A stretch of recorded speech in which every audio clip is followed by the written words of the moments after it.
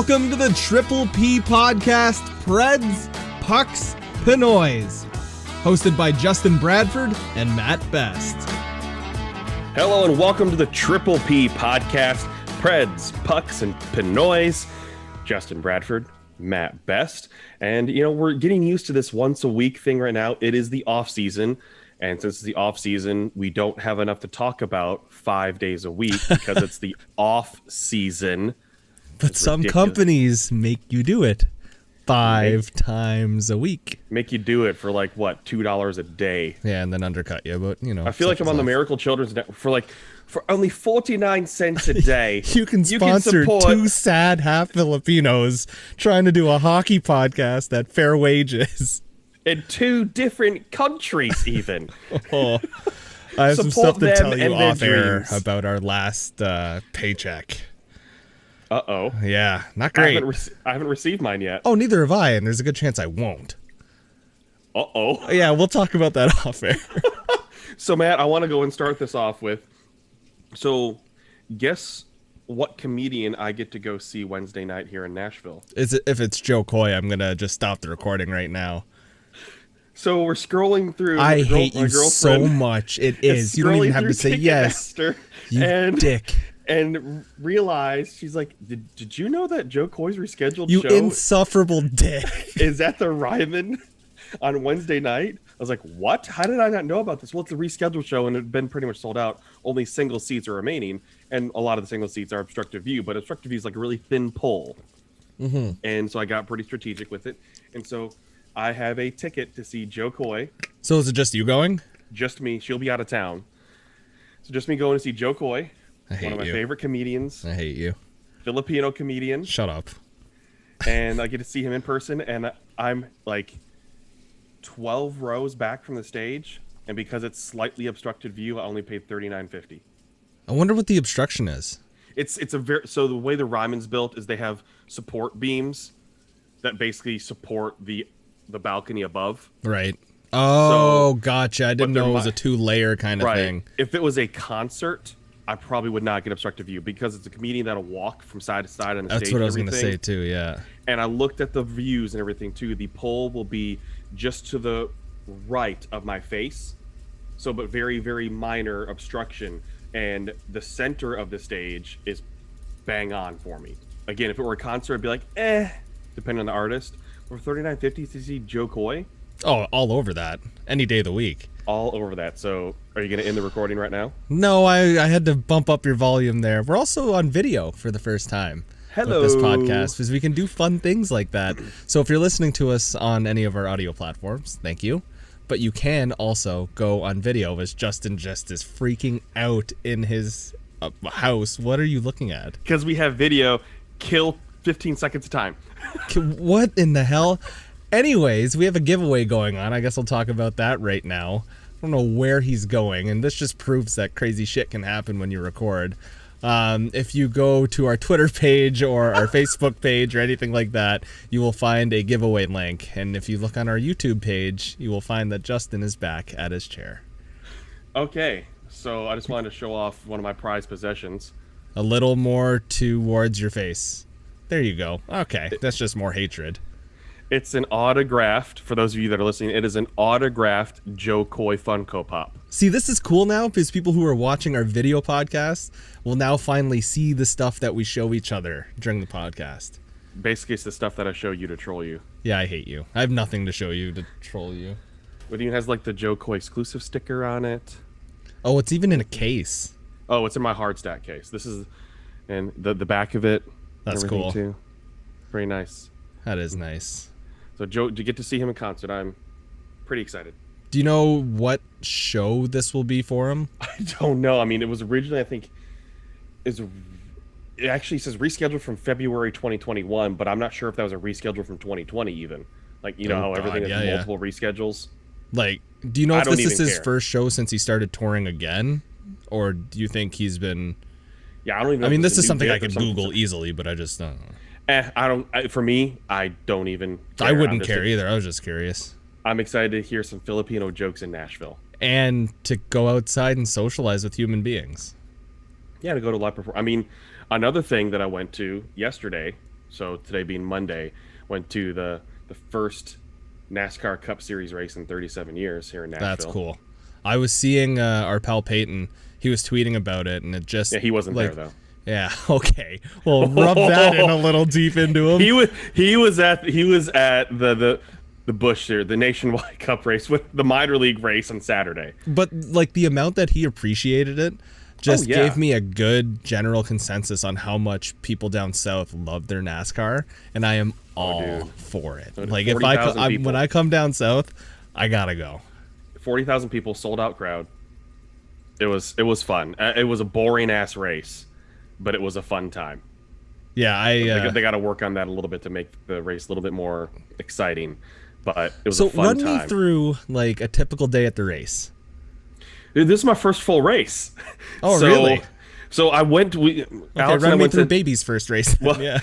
Alex and I went to Talladega 2 years ago, and I only got to complete one stage because it started raining, and they postponed the race to the next day. And it was a Sunday. We both had to work the next day. That sucks. So we couldn't stay in Alabama.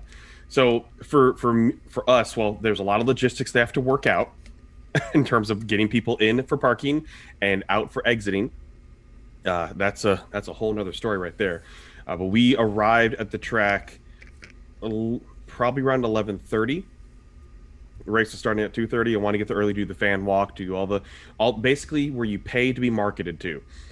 All the little booths and everything for free giveaways, all that kind of stuff. Oh yeah. To do that, parking was in a grass field outside of the track. Seems on brand. A lot of people were tailgating, so I already realized what I want to do next year, because so you don't have to spend a lot of money on food there. Is they're letting people tailgate, so bringing grills and tents and everything as long as it fits in your parking spot. And beer. And beer, plenty of beer. Like you can drink beer up until you enter the gate. It's incredible. Like open containers just everywhere, even through the fan walk. Amazing. Yeah. It's just an understood thing that you're drinking. Now, most tracks, not Nashville this time, most tracks allow you to bring in coolers where you bring in your own alcohol. I mean, that's what I assumed with the tailgate is you just bring in your own alcohol. Yeah, but I'm talking about into the stadium, like into the actual track. Like if you have a seat in the bleachers, you can have... Yeah, as long as it's not glass. That's unreal. But they didn't have that. I'm just imagining like some old dude in his little cooler bag plopping down in a seat, and cracking open like a Bud Light or something, having a day. Oh yeah. So I mean, we got there. Plenty of people were tailgating. I mean, the gates open at 6 a.m. So people are probably there at 6 a.m. and ready to tailgate and stuff. And that's what I want to do. Maybe not 6 a.m. but maybe 8. Get there, you grill out, you drink and everything, and you're just having fun, hanging out with people. You bring a generator. You could put the TV on for whatever pre-race festivities are going on you want to watch. Just like a football game. That sounds fun as hell. It does sound fun. And then you'd have leftovers for after while you're waiting for the parking lot to clear. How long were you in the parking lot for? We luckily weren't in the parking lot that long. We weren't rushing to get out. So after the race ended, we made sure we stayed for all the ceremony and everything, and stayed for that. And then we went and looked at some of the merch trucks. Took some nice pictures. Took some nice pictures. Turned in my scanners, because that's really cool. If you've never been before and you want the experiences, rent the scanners. What does that do? You can listen to the drivers and the crew chiefs talk to each other. That's cool. As well as listen to the radio broadcast as well. Now, I will say, it's only our second episode, but Bubba Wallace was having quite the time. He spun out twice. He hit some things, and he probably had the most colorful language in his communication with his pit. Which colorful words did he say? There's a couple F-bombs in That's there fine. that the general public can hear. So trigger warning, if you don't want to hear an F-bomb, here it comes. I'll drop the first one on our podcast. Is that okay? Oh, yeah. We can only do like one a month, so this is a good one. Okay, so this is a quote. This is Bubba Wallace now, and I'm trying to remember exactly what he said, but he spun out because he hit a spot of debris. That's what he's blaming it on now. We'll get into a whole other thing later, some other time, with some of the fans and how they react to Bubba Wallace. But he hit some debris, and he goes, "You know what'd be fucking amazing? If they'd clean the goddamn fucking track where people are driving. Fuck this shit." And then he goes and he pits. What a day. I mean, he's the only one, because I'm hitting and scan. He's the only one with colorful language. I mean, just rolling the F-bombs the whole time whenever he'd get pissed at stuff. But it's pretty cool to hear the communication on things and what was. I know a lot of you don't care, but this is just kind of the neat stuff that's going on in the strategy with sport. Is there weren't as many cautions to close out the race, meaning there weren't as many times to pit and not lose your spot, right? Mm-hmm. So there are maybe about 15 laps remaining, and I'm hitting the scan button, and over 10 cars and Chiefs were talking about fuel. Like, they were worried. And there are, I think, at least 4 or 5 cars that ran out of fuel on the last lap. And they had to coast in. Crappy. Super close, because they're having to make adjustments. They were hoping for another caution. They didn't get one. Chase Elliott had loose lug nuts and got disqualified from the race. Like, a whole tire was loose, and he finished the race somehow. And he dropped a bunch of spots. Like, oh yeah, you could tell something was wrong. Yeah. But a lot of guys ran out of fuel and everything. Kyle Larson just ran away with it, his 3rd win in a row. But it was a fun time. I'm glad it'll be back next year. Hopefully they do a little bit more to make it even more exciting and fun. And this is what was funny, to bring it back to the Predators. They're doing full circle. They're doing this pre-race video talking about the city in Nashville and sports and everything. And our row, we just got to laugh at it because I was there with Cameron Gumpy, who's also part of Penalty Box Radio, host of Southern Hostility, and Patton Fuqua, who's done multiple things with Penalty Box Radio before, including play-by-play and hosting a podcast and stuff. And they show this video about professional sports live in Nashville, championship level hockey. And it's like, wait, not championship hockey, championship level hockey. Oh. Why? Ouch. Just say professional hockey and be done with it. Ouch. Like, you get so close, you can just call it professional level. Yeah. Like, why do you need to use the word championship in there? It's just championship level. Well, they won the Western Conference. Whoopee. So... I've also won games before, like... Championship level, baby. And people make fun of people with stupid manners. That's a stupid phrase. It's a stupid phrase.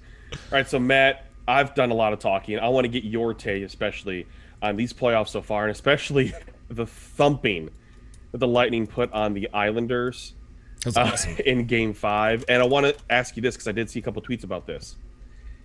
Had the Canadiens lost 8-0 in a game, do you think there'd be a narrative of saying that the North Division was weak? And do you think how do you think the narrative is for the Islanders losing a game like this? If they lost 8-0 during the playoffs? In the round 3 of the playoffs, the Canadiens lose a game 8-0. Do you think there would be people that would try to bring up that narrative? There would be, but I think those are also the people that have been bringing up the narrative since the start of the season. Fair. And they won't get off of it no matter what kind of thing. Where you look at it, one of the best goalies in the NHL is in the North Division. A Vezina winner is in there with Connor Hellebuck. You have undoubtedly the NHL's best superstar, best marketing guy ever to play the game within the last, 20 years?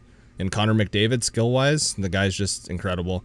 You have one of the best pure goal scorers the league has ever seen in Austin Matthews. I don't buy the whole North is weak narrative, and I just think the North is built differently compared to the rest of the divisions. The rest of the divisions are built more old school, rough and tumble. The North, you have the Senators, who are up and coming. You have the Winnipeg Jets, who are just constantly in turmoil this year because of the Patrick Laine situation, because PLD didn't really work out for them. You have the Montreal Canadiens, who are built with Mark Bergevin going, holy shit, if I don't do this right, my team is going to be terrible, and he's nominated for Executive of the Year. You have the Toronto Maple Leafs with the young whiz kid Kyle Dubas, who some agree with and some don't, and you go, well, we went from Lou Lamoriello over to Kyle Dubas, we went old school to new school, and the argument out there is, and Mark Spector was talking about this today, is do more front offices need to go completely young? I think the Leafs are one of the organizations in the whole NHL that is just trying to set that precedent of being, this is the new and young way, while all the old school guys like Lamoriello are going, well, I've got a 4th line of bruisers, 3rd line of character players. I put Leo Komarov in my top 6, and I'm in the Eastern Conference Finals right now. Like, there's trying to be a changing of the guard. I just think the North is more peculiar compared to other divisions. The Islanders, however, taken an 8-0 thumping. I feel bad for Semyon Varlamov because the first 3 goals, not really his fault. Not like in the slightest. The Tampa Bay Lightning, however, this is why they won a cup. Braden Point, 8 goals in a row, like 8 games, 8 goals. That's nuts to me. Nikita Kucherov, if you had him winning most valuable in the playoffs, you probably should rip up those tickets because Braden Point's coming for it. Victor Hedman. I mean, if Luke Schenn can score a goal in the Stanley Cup playoffs, you're having a bad time. You're having a really bad time. Now, Barry Trotz is a no BS kind of coach. I'm sure a lot of our listeners know that based on his time in Nashville. He was very choice with his words after. He wasn't really carving up his team because he most likely already did that in private. Yeah. And, I mean, going out to the public, carving up your team in a conference final game, not really going to do much for you. If they had maybe a young coach, or if, let's say, this was the Minnesota Wild and they got this far kind of thing, then I think it would affect their psyche a little bit more. But I think the Islanders as a whole, just with their coaching staff, they're one of the teams that are left that can easily just hit the reset button and go, all right, let's go again. We got to win 2 games now in order to get this done. Do I think they do it? No. I have Tampa winning this. I've had Tampa winning this for a while now. Okay, how much more impressive then would it be if the Islanders are able to overcome that type of thumping? Especially, I mean, it was 2-2 in the series where the teams had exchanged victories. I mean, no team had won 2 in a row, and no team has still won 2 in a row in this series. And how much of a surprise and how big would that be for the Islanders to come back from this, or even just to force a game 7?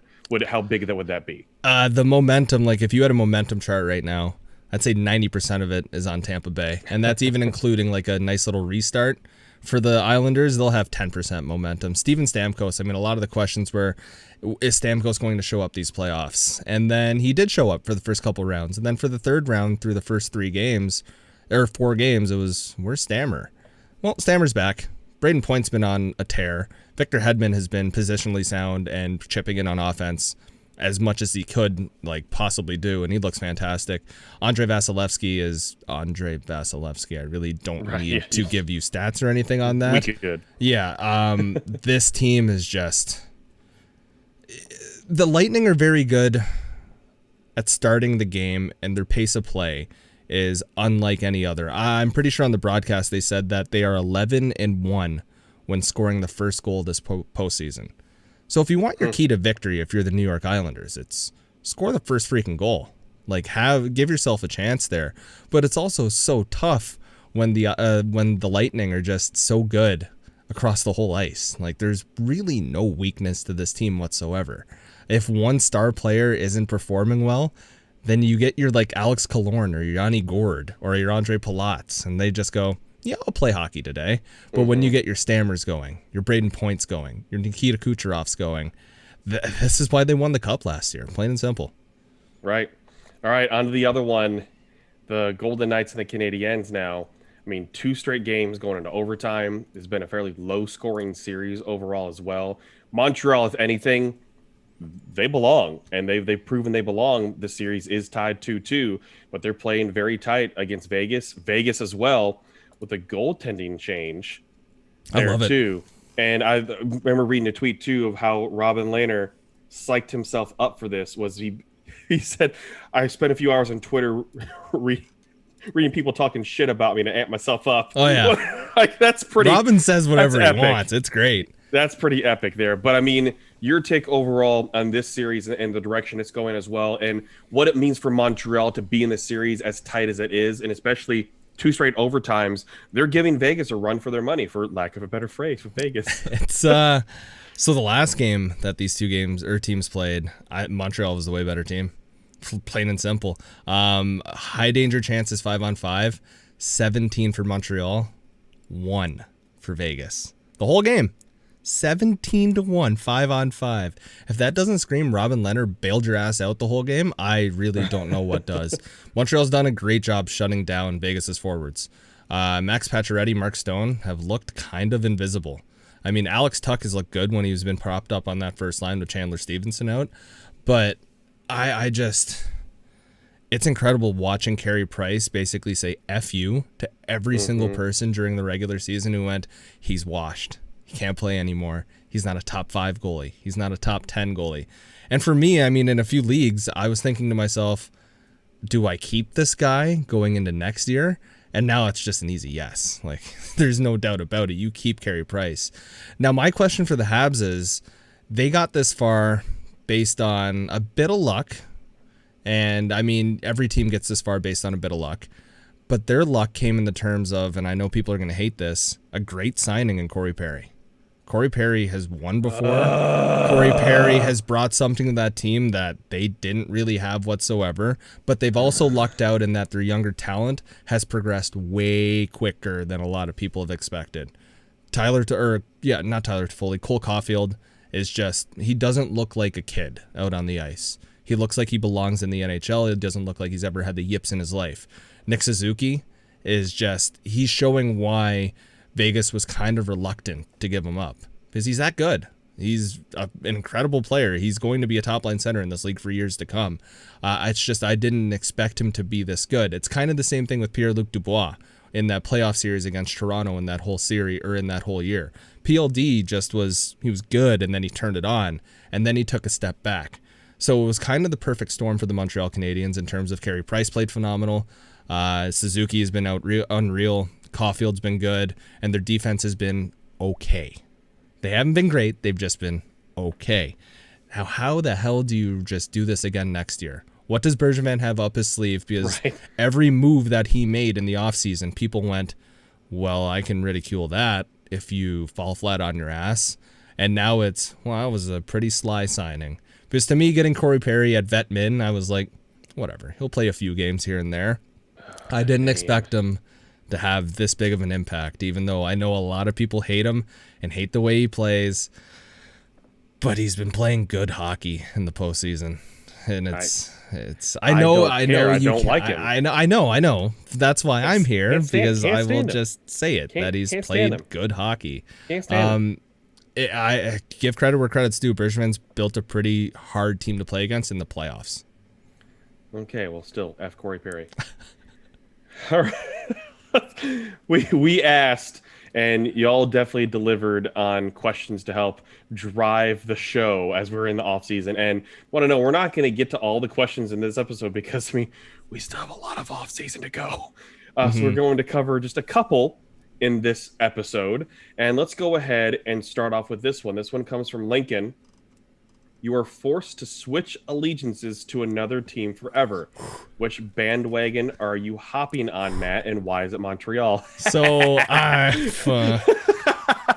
won't pick the Leafs and I won't pick the Preds because I feel like those are two pretty cop-outy answers for me. Duh. If I had to change to any other, as of right now, you know what? I'd switch to Seattle. God bless it. Fresh start, no history, no not getting out of the first round of the playoffs for X amount of years, no running it back since 2017, none of that stuff, just fresh, brand new. And you kind of hope and see and just go, can we do what Vegas did? And I mean, I like what Seattle's done. They've made a lot of diversity hires with people who actually deserve the job and they're not flaunting it around kind of thing. Their broadcast team looks incredible and like a lot of fun. Yeah. That was a huge move. I thought that was really sly. And it's just, I would hop onto there because like I said, if they're shit the first year, you kind of expect it and you take the lumps. But this is a team where they can be courageous and they can go after Jack Eichel and try and get a franchise center kind of thing. Yeah. This is a team where if they suck next year, they're in position to get a great just franchise player out of that draft. This is a team where you don't have to care about what happened last season because there was no last season. It's a pain-free experience, and I think it's good just for people if you want to get them into hockey is just come to this team, watch this team play hockey because they haven't done it as a team before, and now you get to experience it from day one with them. And honestly, my short answer, if I had to pick another one, Colorado Avalanche. Okay. I love the Avs growing up. Like that was Forsberg, Sakic, Rob Blake, Foote, all those guys. I understand. So I was going to go with Seattle as well. I mean, you still can. Well, yeah, and obviously my allegiances aren't as...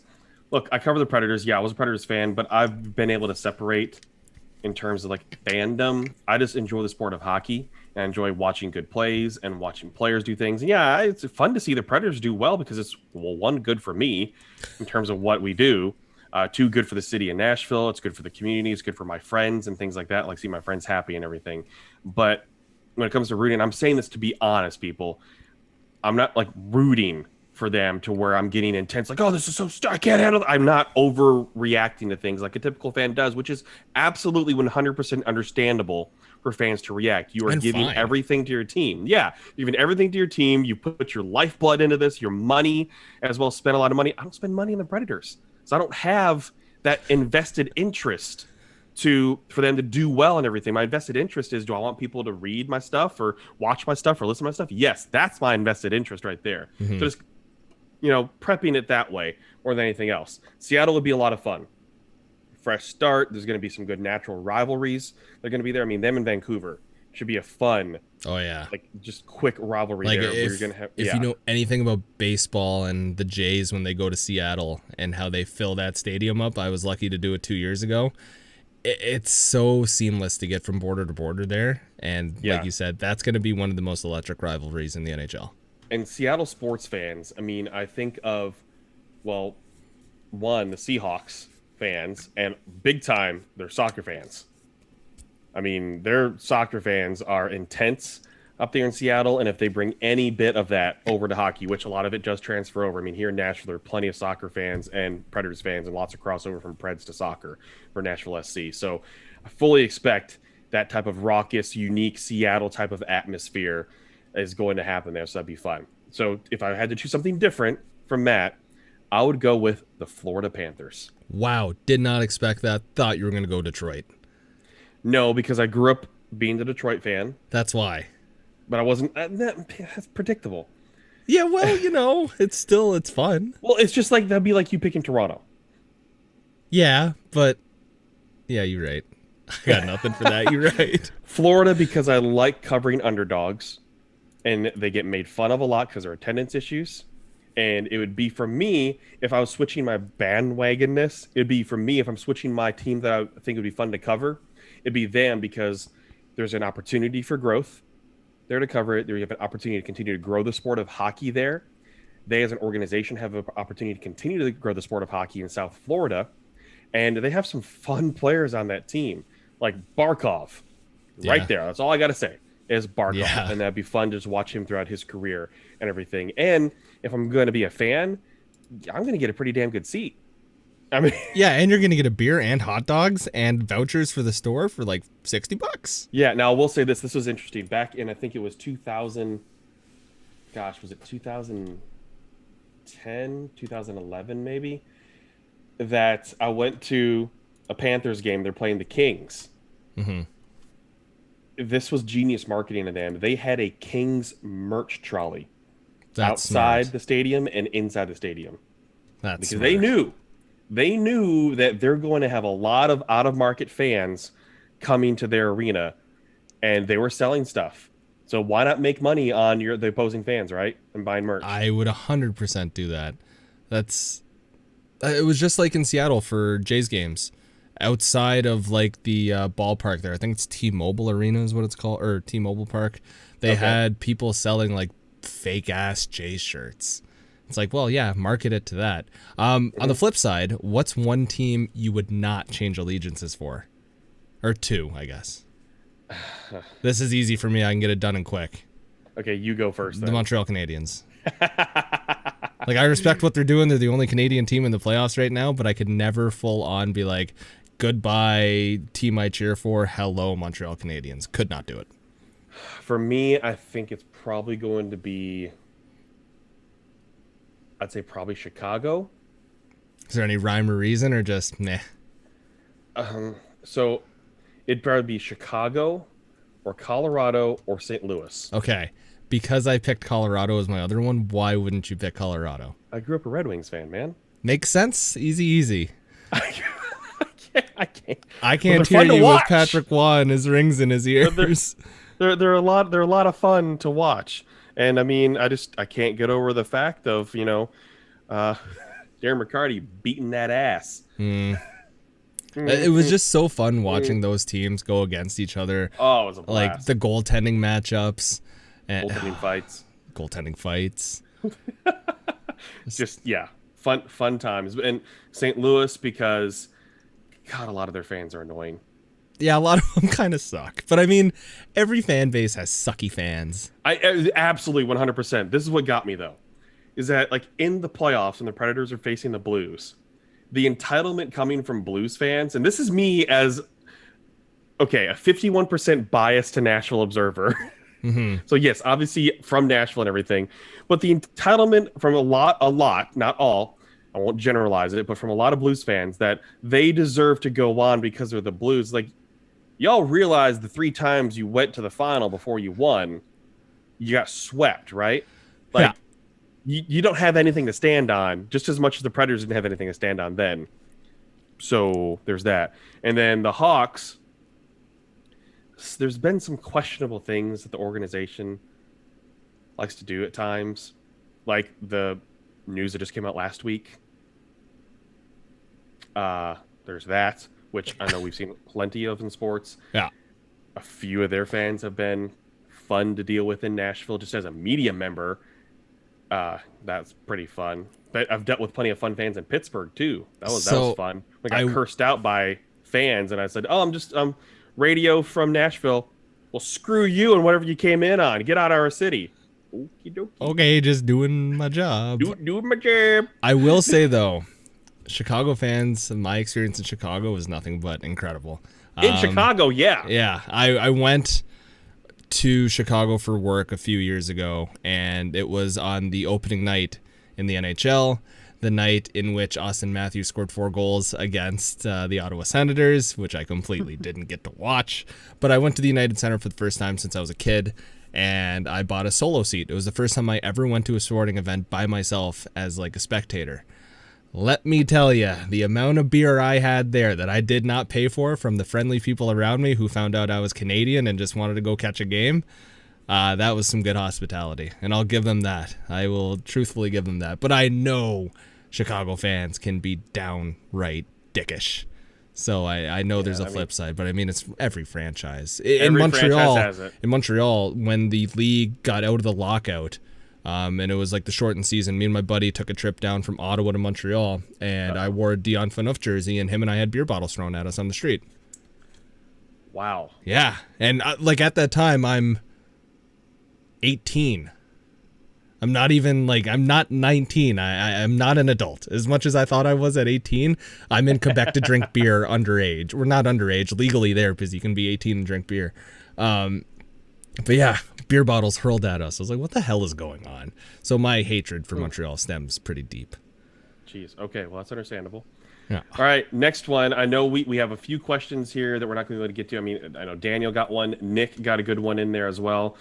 But I promise we'll get to those as we go on. And remember, we have a giveaway. Just want to promote that again. I know he plugged that when I was getting my Joe Coy Pop. We have a fun giveaway, and fun meaning you get cash. Yeah, no, nothing. It's just I will PayPal you $100 US. $100 US. Not even Canadian dollars. 100. All right, so make sure you go and do that. The link's going to be on social media, so you better go get it. Okay, this one is coming from Matt. Out of the teams in the bottom of each division, what team would be the best for Jones and or Eichel? My top 3 would be Ottawa, Detroit, and Dallas. I like it. I like that question a lot. So what do we have for the bottom of the divisions here?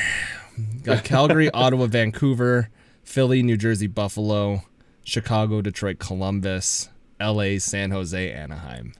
Mm-hmm. How about they just do a Buffalo and Columbus trade? No. I'm kidding. That is not real. Where would I like to see Eichel? Not best fit. Is the question best fit, or where would I like to see him? Oh, I would like to see Eichel. Well, okay. I would like to see Eichel in Detroit. Him and Larkin on a team. With Mantha, or not Mantha, Vrana. And you build around, and Eisman building around that? Yeah. Ooh. That'd be fun. Ooh. Or Jones. in Detroit as well. Then you have a solid defenseman you build around too. I think Jones in Detroit would be a lot of fun because a lot of rumors that are circling right now around like credited sources are talking about why is this guy's name slipping my mind right now? Rasmus Dahlin going to Detroit. And that would be a lot of fun. Detroit loves their puck moving like mobile defensemen. Yeah. You know what? I'd like to see Jones in Anaheim. Oh.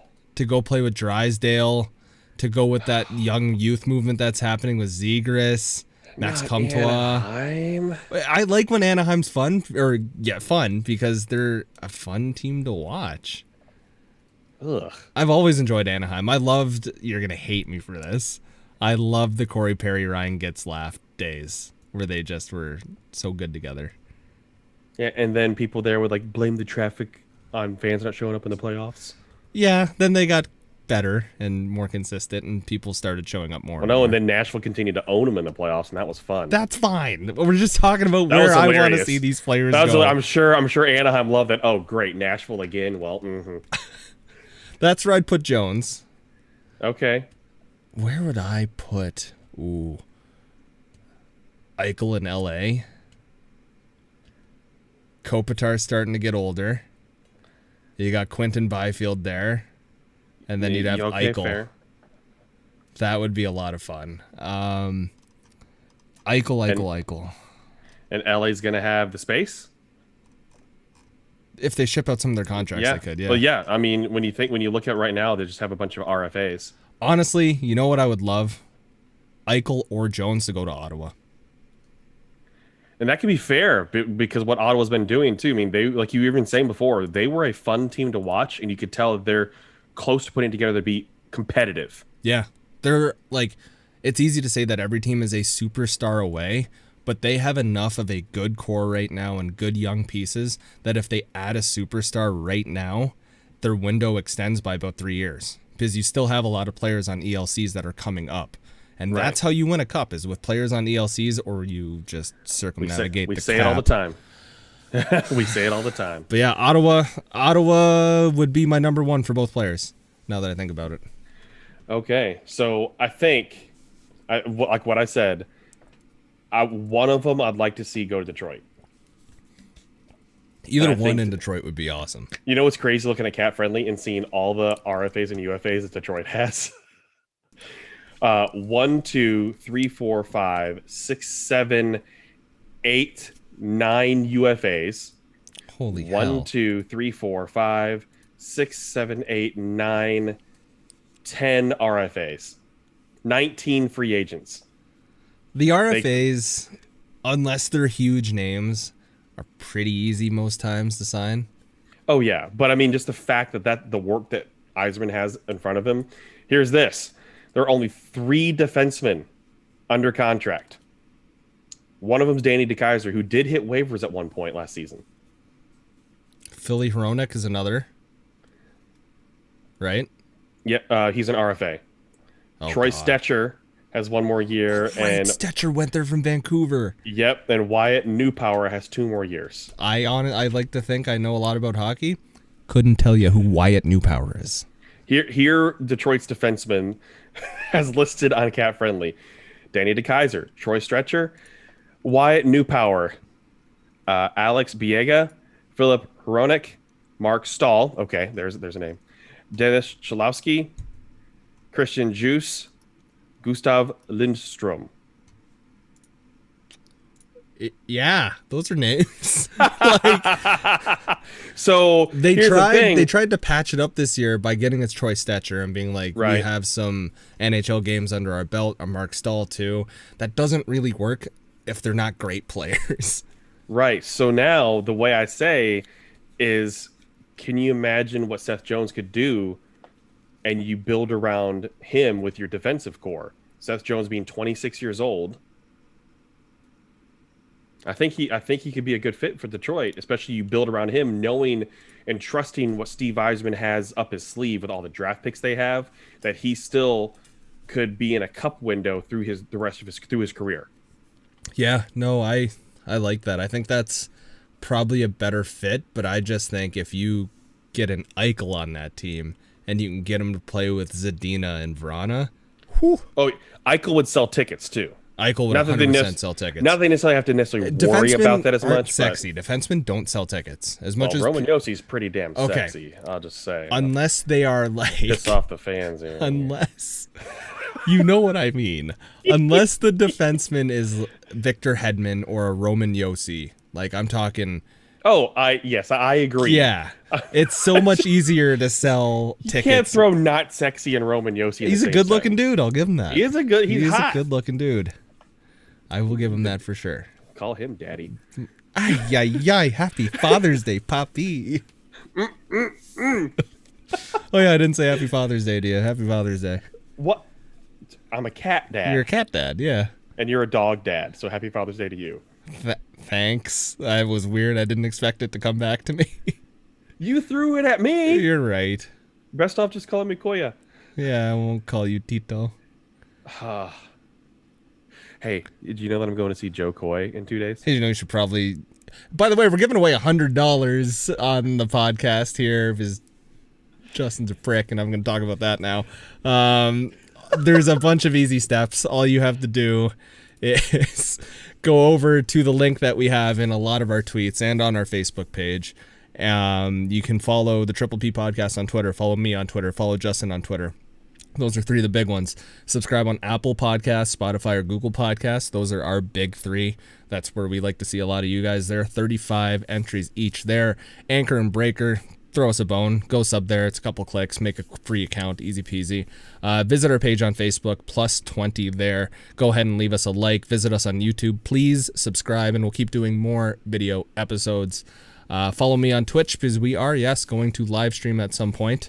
And the secret code for 50 points is triple. TRIPLE. Triple. Easy. Super easy. Yeah, it's a fun giveaway. Like it says on the giveaway page, I will send you the money via PayPal. If a bot or giveaway account wins when we draw this, we're going to re-roll. It's easy as that. And it's 100 USD flat just in your account, whatever the exchange rate is that day, because I'm from Canada. Oh, shocker. So just hope it's a good exchange rate that day. Oh, it's going to suck. I already know it. It's going to be piss for me. It's going to be like $300. Oh, God. What is it, a ruble? Man, I don't even know. What is it today? USD to CAD. Oh, no. How absurd is this going to, or how angry is this going to make me feel? Yeah, $123. Oh, it could be so much worse. It could be. It could also be so much better. I remember the days, though, when I was up there and I was exchanging, like the exchange rate was 50%. Yeah. And I was like, wait, so you're telling me that something that only costs like $3 or $4 more in Canadian is actually way cheaper than what I buy in the US because the exchange rate, even with taxes? Yeah, sign me up. Yeah. Why we see all the Michigan plates crossing the bridge. Welcome to go backwards shop land. in Canada. Yeah. Oh, God. Also, travel restrictions are starting to be lifted in Canada a bit more. For people that are fully vaccinated, I can book my second dose. If you're Canadian, book your second dose if you can on the 28th if vaccinating is your thing. It's my thing, so I'm going to go do it. I'm not preaching go get vaxxed. Still can't believe that. We suck ass at rolling out this vaccine. There's no ifs, ands, or buts about it. Any of my Canadian fellas can back me up on this. We suck at rolling it out. I was telling friends about that, like, wait, they didn't automatically get their second dose appointment? Oh, no, we do. It's months later. Yeah, months later, and that's what I said. No, it was like September or something. Yeah. It's like, wait, what? Oh, no, it's all messed up. That's not how you vaccine. No, it's not. I mean, they kind of realize that because they're now being like, hey, you can book and we'll get this done. And all of me is like, get this needle in my arm so I can go travel. And so I can go, like, in public and be okay with life. And go to Nashville and come to see Joe Coy. Shut up. Or a NASCAR race. Or a baseball game. Oh, look at me. I'm Justin. I get to do fun things. Or go to a theme park. You're a dick. I'm saying for you, so you can go do these things. Oh, can you tell me, have you done any of these things recently? All of them. Yeah. You got to go golfing. I went golfing today, too. That's why I look tired as hell. And now, Oh no, your cheeks are a little rosy. They got a little, life to them. thanks, Dad. I'll just say though, with all the outdoor things I've been doing in big groups of people, fun social events, my Filipino skin's really starting to come in with my tan line. Oh my God, that is not. I have a golf glove tan, so I can't say shit. I have quite the tan lines, especially if you look at my neck to back, because my back has not been exposed. Your neck, your back, And my crack. thank you. If you left me hanging on that, I was gonna be pissed. All right, folks. As always, if you have topics you'd like to discuss, we love the topics you have sent over. We have plenty more to get to in future episodes. Love those questions too, just making us think and talk about hockey. Those are the kinds of things that we live for. Doesn't have to be about hockey. It could be about entertainment. It could be about food, whatever. Make sure you're tweeting us at @PPP podcast _. And I'm at Justin B. Bradford. He's at Best of Matt. Subscribe in all those places you get podcasts. We have the full list and link tree there. Click the link and enter that giveaway, because we cannot wait for you to win that giveaway and for you to tell all your friends to listen to Triple P Podcast. And remember, once the season gets going, we'll be at 3 episodes a week. So we'll have you covered throughout the week. It's not one episode that you have to wait for and like, when are we going to get my next episode? It's 3 times a week during the season, but through the off season, we'll have 1 a week. And then if things break, if we have big time breaking news, yes, we're going to bring you coverage. So I'm sure during expansion draft week and NHL draft week, we're going to have a little bit of extra coverage for you because, yeah, of course, because we'll want to introduce you to the Predators draft picks and get you talking about that. All right, Matt, any closing words? Tell your friends about the giveaway. Maybe set up a deal with them where if they win, you split it 50-50. Easy peasy. A few clicks doesn't hurt anybody. And also, we're still looking for sponsors. I've set out some feelers, waiting on a few replies, but we'd love to go local. Nashville population, Tennessee population, even Kentucky. Doesn't matter to us. Anywhere around you that you think this podcast would be supported by certain small businesses, even bigger businesses, tweet or DM myself or Justin, and we'll work something out. Our rates are, I guarantee you, better than a lot of podcasts. A lot. Yeah. Oh, here's hoping we get paid. All right, folks. Thanks so much for tuning in to the Triple P Podcast. Preds, Pucks, and Pinoys. We'll talk to you next time.